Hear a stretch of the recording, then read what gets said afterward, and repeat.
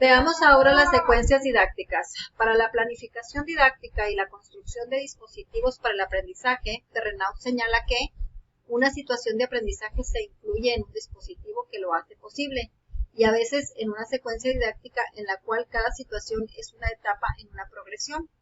Secuencias y dispositivos didácticos se incluyen a su vez en un pacto pedagógico y didáctico, reglas de funcionamiento e instituciones internas de la clase. Los conceptos de dispositivo y de secuencia didáctica hacen hincapié en el hecho de que una situación de aprendizaje no se produce al azar, sino que la genera un dispositivo que sitúa a los alumnos ante una tarea que cumplir, un proyecto para realizar, un problema que resolver. Las secuencias didácticas se caracterizan por ser una progresión y surgen a partir de la propuesta de una situación genérica de aprendizaje que requiere de varios pasos como actividades para concretarse.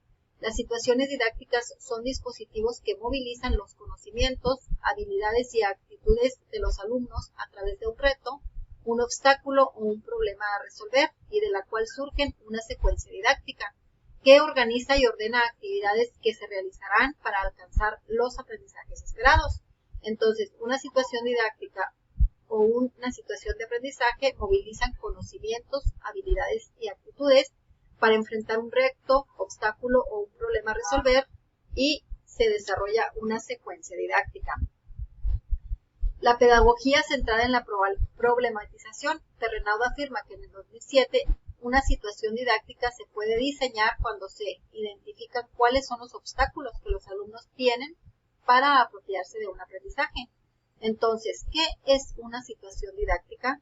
Es la creación de un escenario de aprendizaje en el cual el estudiante deberá analizarlo y pensar qué debe hacer para resolverlo, construir y adquirir conocimiento para hacerlo, usarlo para resolver lo que enfrenta, emitir una serie de productos que comprueban este proceso de aprendizaje.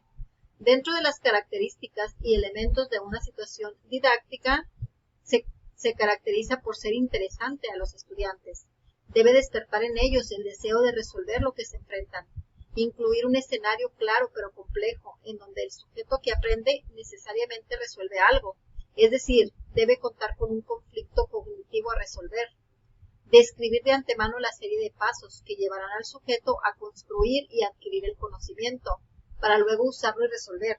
Describir los productos que emanan de este proceso de construcción, adquisición y uso del conocimiento, y describir por adelantado las características de los productos que se han solicitado en una rúbrica, de manera que el estudiante sepa hacia dónde dirigirse.